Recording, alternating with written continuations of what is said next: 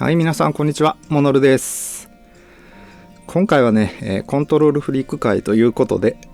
フリークのね、新しい製品を紹介していきたいと思います。今まで、こちらギャラクシー、インフェルノ、オムニ、フレンジーっていうことで、特にこのオムニとフレンジーがね、めちゃくちゃいいよっていうね、そんな話をしてきました。で、今回取り上げていくのがこちらですね。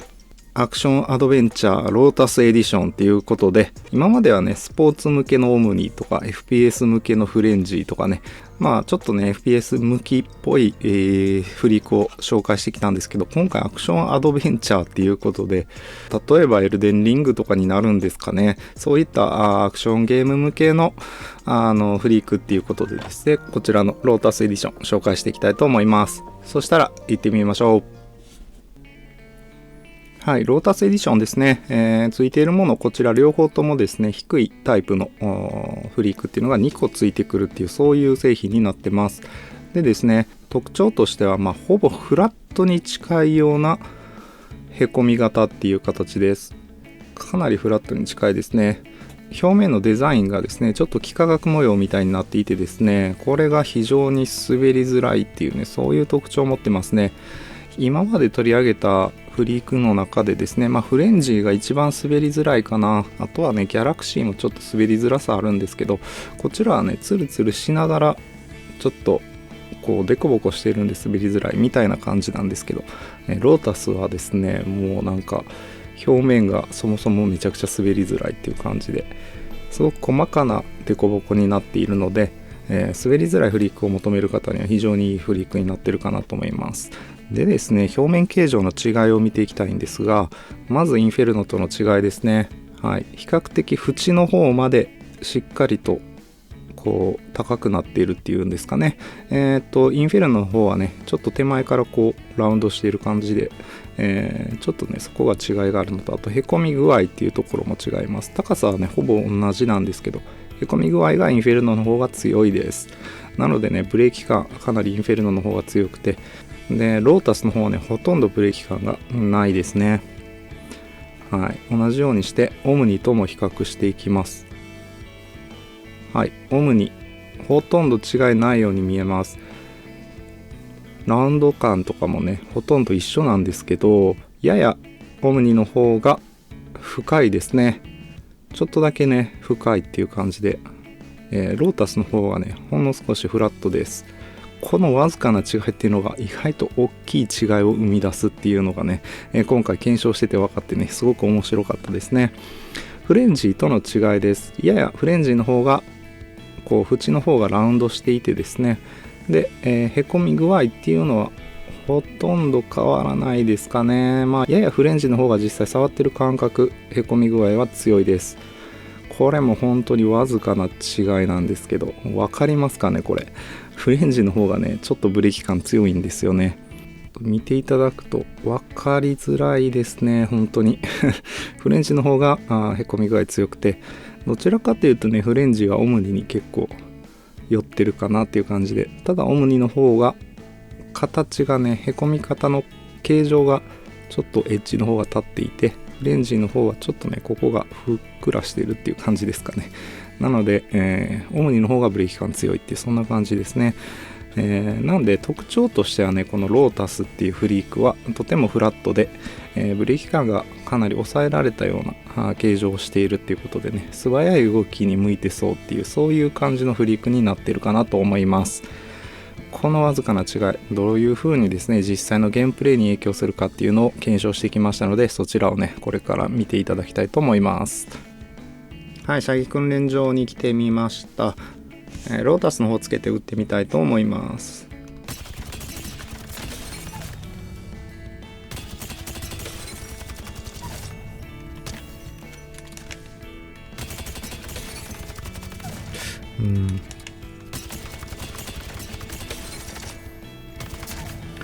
まず一つ感じるのは、なんか切り返しするときにですね、なんか倒しすぎることが多いようなイメージがありますね。なんかねこう行き過ぎてんのかな。むずい。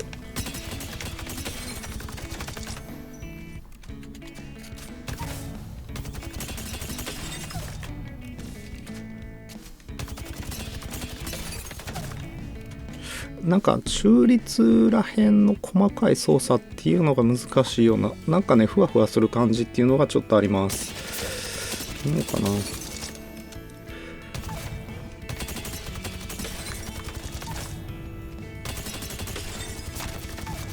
結構こうギュッと強めにですね指を下に押し付けながら打てばなんとかなるかなっていう感じもしますね。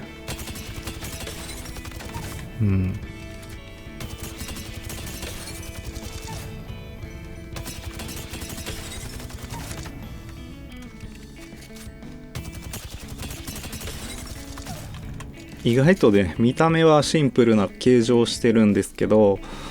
かなり癖が強いかもしれないです。そのあたりしっかり確かめるためにですね、射撃訓練場でですね設定の方を、平行移動一定にしてですね、この設定で10メーター離れたとこから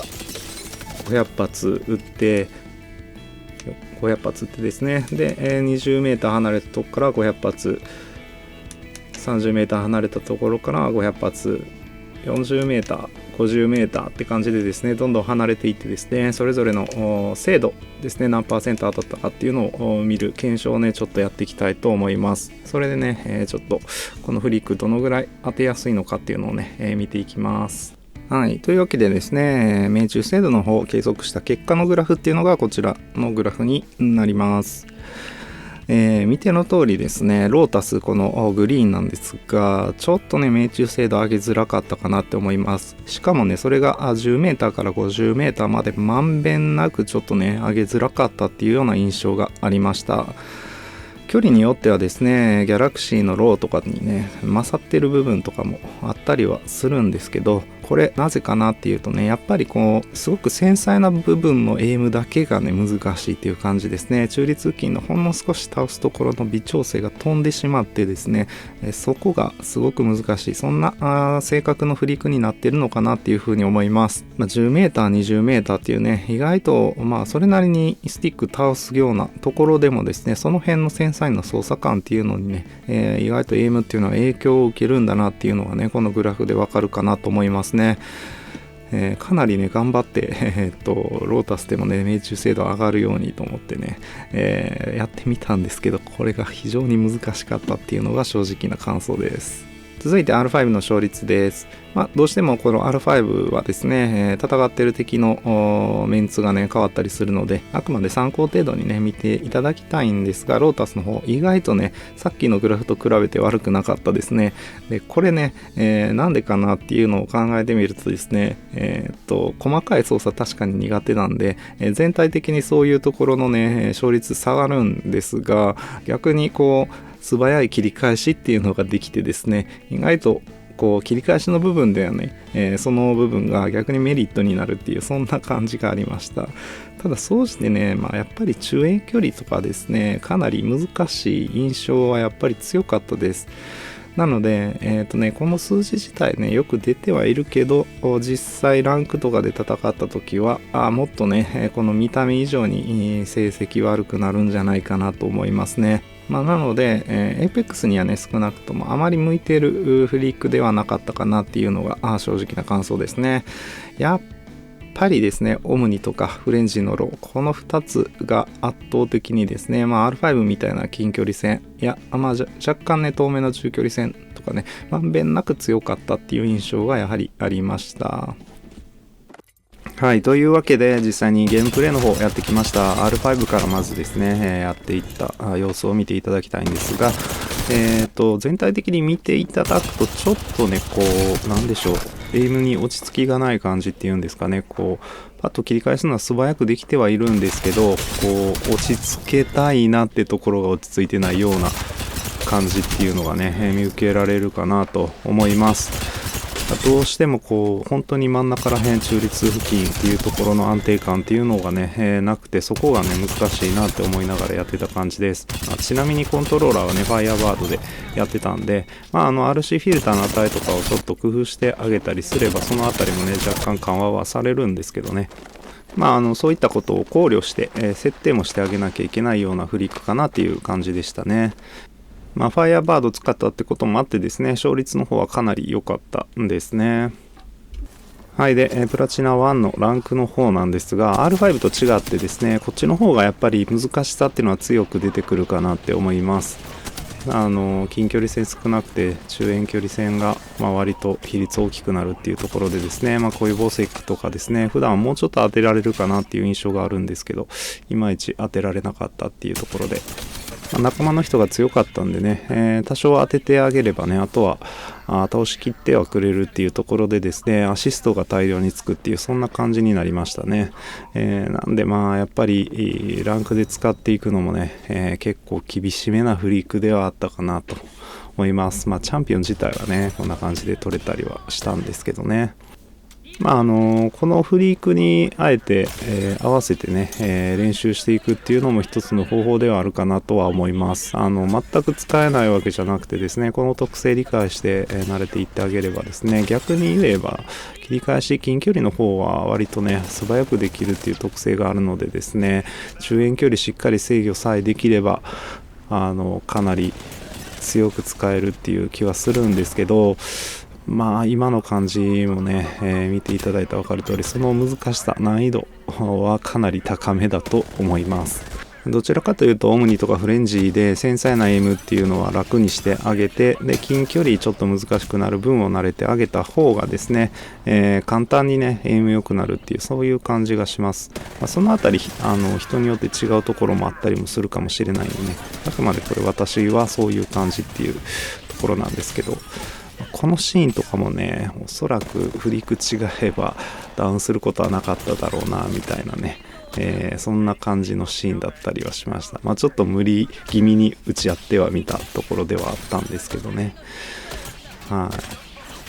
い。一方でフリークエイムみたいなところっていうのはね、素早く倒していけるっていうことで、意外とね相性はいいかなっていう気がします。なんで、このフリークはねモザンビークとか、あとは取り手とか G7 はちょっと微妙なとこですけどね、フリークエイムするような武器を持つっていうのが割と相性いいんじゃないかなとは思いました。逆にナイナイみたいなねやつは本当に相性悪いっていうね気がしますね。とにかくねこう腰打ちでの最初のエイムっていうのがずれてることが多い印象がすごいあったんで、それをね、直して、で一発目打ち出すっていうところのタイムラグを感じたりとかですね、っていうのもありましたね。ここ完全にねマギーボール来ると思わなくて若干やらかし気味だったんですが、本当に仲間の人がいいカバーしてくれてねよかったんですけど、この体力状況でねああいう打ち合いするのも微妙ですしね、